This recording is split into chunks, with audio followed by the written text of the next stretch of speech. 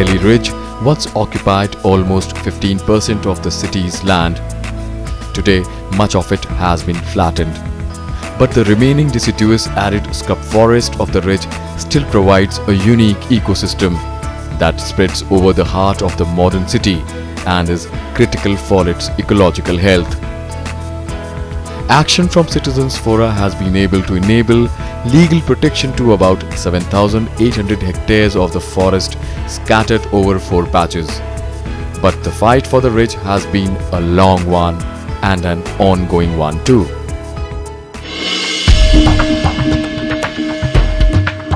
The Aravalli Range enters Delhi through its southwest boundary and splits into 2 spurs, one travelling a short distance eastwards towards Tughlakabad, the other forking off westwards to end 40 kilometers away in the north.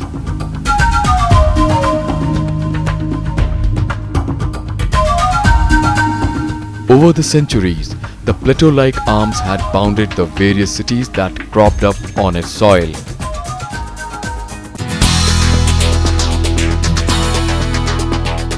Independence from the British in 1947 forced changes. Large sections of this plateau was blasted to accommodate thousands of migrants into the city. Down the decades, the trend has continued. More and more of the Aravalli was drowned out to give way to the population boom, leaving the ridge today as good as unrecognizable.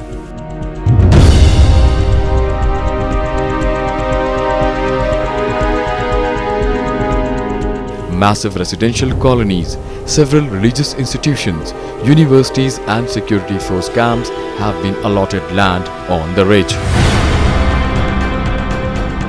The 4 isolated forest patches that remain were once contiguous.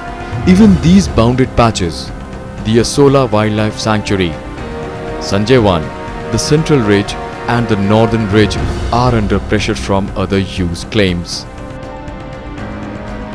Other ridge areas have not received protection under forest laws. They were left free to be used as per diktats of the city master plan, leading to many conflicts. Delhi is exceedingly lucky, and I think we spent 15 years in trying to save this place, starting in 1994. First we stopped a road which was going to Vasant Kunj. You saw it right at the beginning. It hasn't come up ever since then. Second, we stopped the 13 hotel complex, the international hotel complex which was coming up here. That's when this entire area was ruled out to be a forest, a ridge which was protected by the master plan, a forest protected by the Forest Act, and a great water recharge area. So on 3 counts, on 3 acts, this was completely protected. A forest in the hub of a dense urbanized and growing city is an unusual blessing. Its ecological functions are probably more needed today than ever before.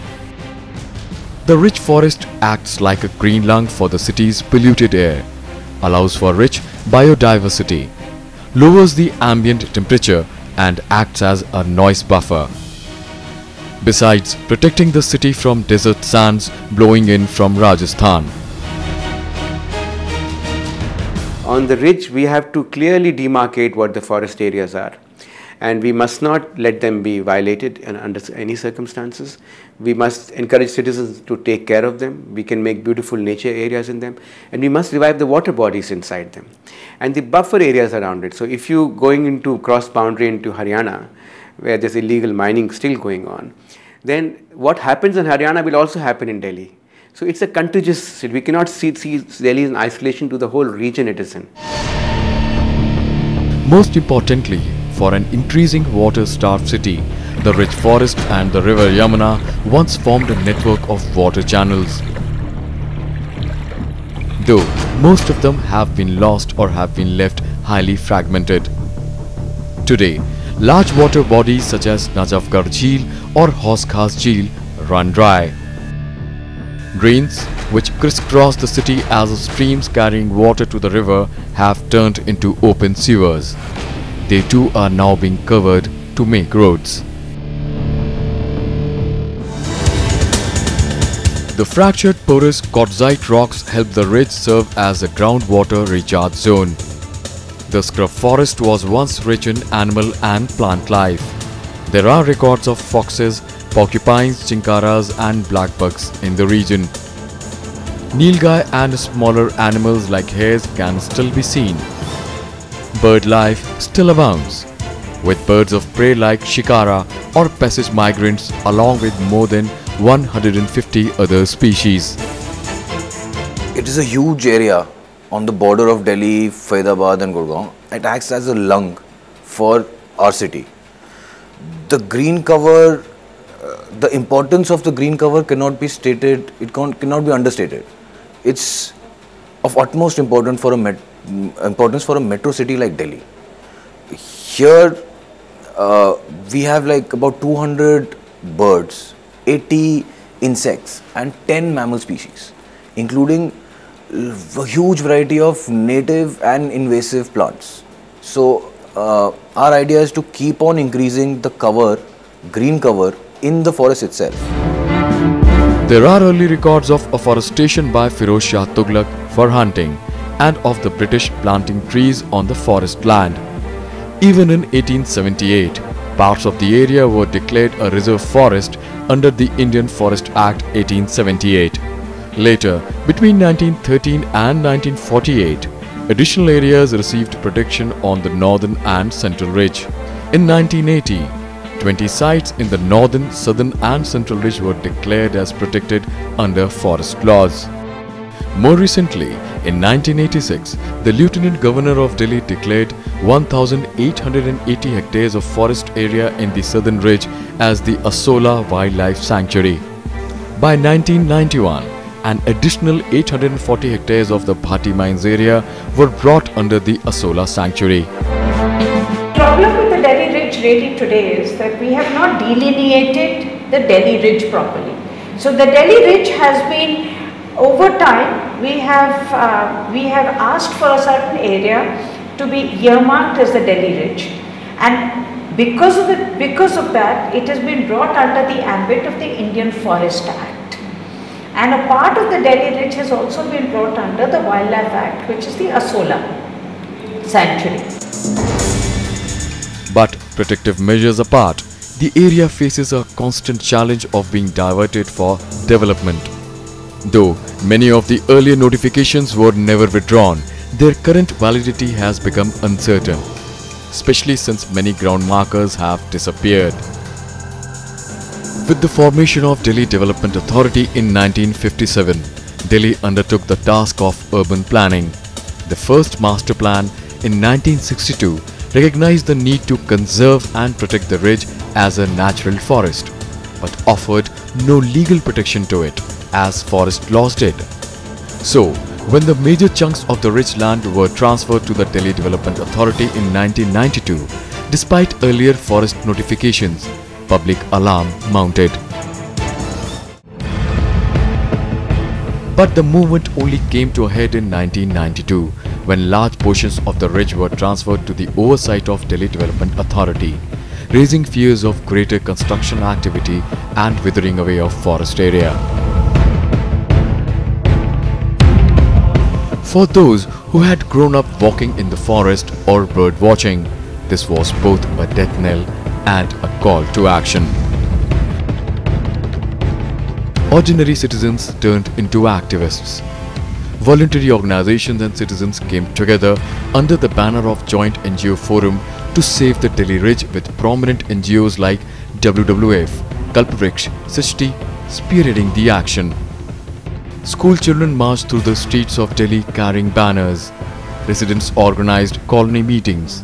Activists devised new slogans, gathered supporters and confronted the politicians, as the media highlighted the story day in, day out. Eminent citizens signed petitions and wrote letters proclaiming the Delhi Ridge Forest as the green lungs of the city. With the city facing massive air pollution from a new influx of motor vehicles, the campaign struck a vital chord. because the transport problem is a major problem. It's eating away, we have so much more road space, so it's eating away what should be healthy neighborhoods. Now you see that people are driving through colonies because the main roads are full. So how can you have a healthy life in colonies? So you have no peace, you have no healthy life. So the transport issue is becoming very, very prime. That means we must put some mechanisms where it becomes more expensive to drive cars. But there were fundamental differences on the understanding of the idea of green. DDA saw it as a regional park. Many citizens, on the other hand, saw the forest as an ecosystem whose biodiversity could only survive when grasses and shrubs were left for animals, birds and insects to feed and nest in. The forest was not only ecologically superior to a park, but also symbolized a balance between nature and development. All the ridge actually is a very old forest, as you know. Yes. I'm saying it's 2 billion years old. Yes. And this is a genuine forest. So I think it's a misnomer to call it a park, Right. a biodiversity park. Right. It should actually be called a forest reserve, Right. because this is a dry thorn forest, and I've just shown you what, after the quarrying, how the self-regeneration is taking place. Right. And the difference between the park and the forest is actually a very important one. A park is a consumer. It has to be kept, it needs to be watered, it needs to be looked after, and a forest is a provider. Nobody takes care of it, it takes care of itself.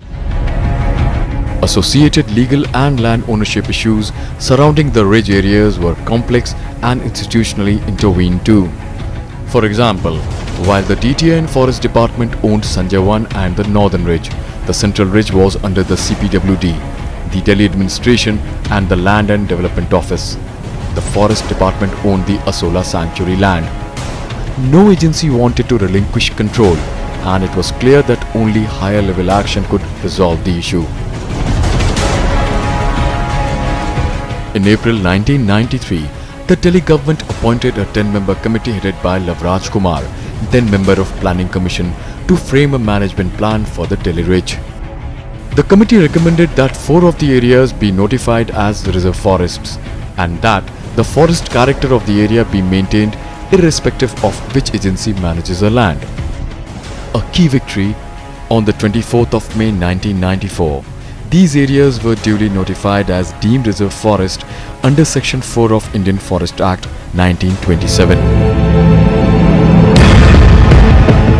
Another controversy illustrating bias in the land use was Bhati mines, which is part of the notified forest on the southern boundary of the city.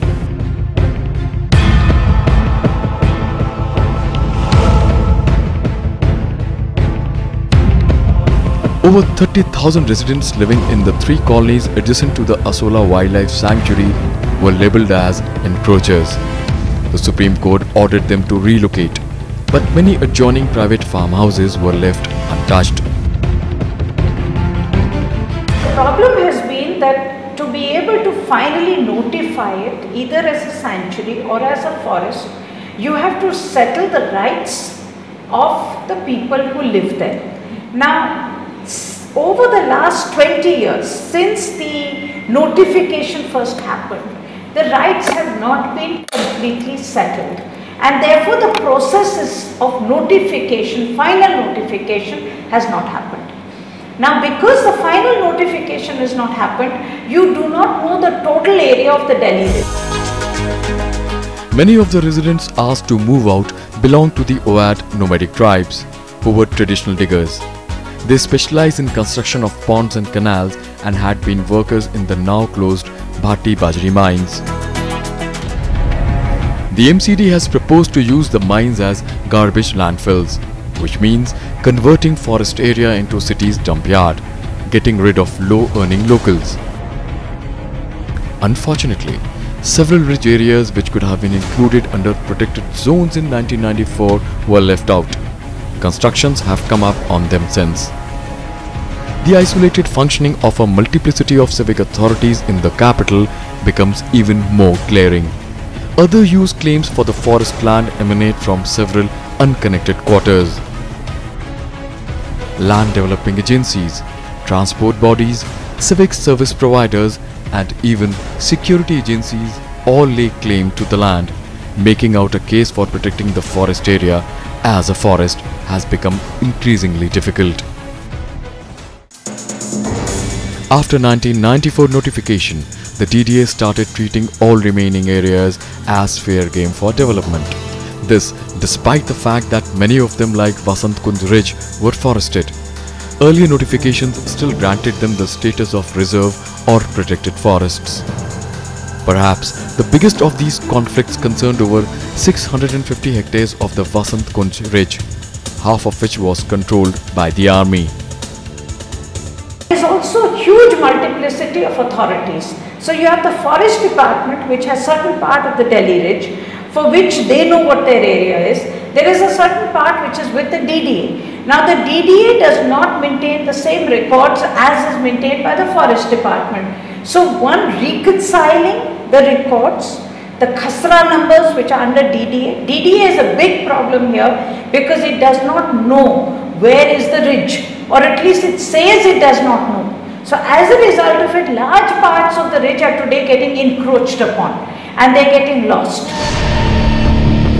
In 2006, fresh constructions, institutions more than others again began cropping up. No environmental clearances had been taken for this. A long-drawn court battle proved futile. The area is now home to some of the most expensive shopping malls in the city, catering to a select few. The natural function of the ridge in the benefit of millions of Delhi's citizens is lost forever. The latest case under hearing is an effort to protect what is left as a major groundwater recharge zone with an estimated recharge potential of 60 million cubic meters annually. Among the several bodies formed to protect and restore the ridge forest is the Ridge Management Board. Formed in 1995, it reports directly to the Supreme Court. The Chief Secretary of Delhi is its chairman. The RMB probably is the only high-powered body which exists to protect a specific urban forest. Along with the Central Empowered Committee appointed by the Supreme Court, the board has become the nodal body for allowing any diversion of land for non-forest use on the ridge. In most instances, requests for land diversion made to the board are by a government body. The board often plays a conflicting role of adjudicating against institutions of the state. This process of categorizing, delineating the ridge, putting very clear georeferencing on the ridge, putting that satellite map has to be the first priority. Only then do we know the boundaries of the ridge. And simultaneously the process of settlement of people's rights has to be completed so that the notification of the boundaries can also be done legally. Once this is done, we can come up with a clear plan also to regenerate the ridge and to protect the ridge. In each case, public purpose has been cited. Requests where security installations, public transport or nationally important events like Commonwealth Games are concerned have been granted. Others have been disallowed. In recent years, clearance requests have included those from the Army for security installations, the municipality for landfills, the Delhi Metro Rail Corporation for metro links, the Delhi Jal Board for building water tanks, the Delhi Development Authority, the erstwhile Delhi Electricity Supply Undertaking for laying transmission lines, the Commonwealth Games Authority for stadiums and parking lots, the Delhi Police for building police stations, and so on. The list is endless. And one of the main problems Delhi will have is how to remain a healthy, sustainable city. Because right now it is not healthy, it is an unhealthy city. We have the worst air parameters in the world. On particulate matter 2.5, we have some of the worst in the world. We have high levels of ozone, benzene, heavy metals. So this is not the place where children will grow up in a healthy way. The boundary of the notified ridge has not been verified on the ground, and much of the forest cover has been taken over by invasive exotic species. Many historical structures remain within the ridge area. there remains a continuing tendency to convert the forest into a horticulture park. Most people in Delhi have not seen the rich forest. It is distressing that the citizens have scant respect for it. Garbage can be seen dumped in many places. Efforts to protect any area outside the notified ridge have so far proved futile. Today, it appears inconceivable that such a large area can be protected as a forest outside a development zone in a city where land demand is astronomically high. Ironically, the metro rail which traverses the fabulous forested canopy provides a first spectacular bird's eye view of the forest to most people.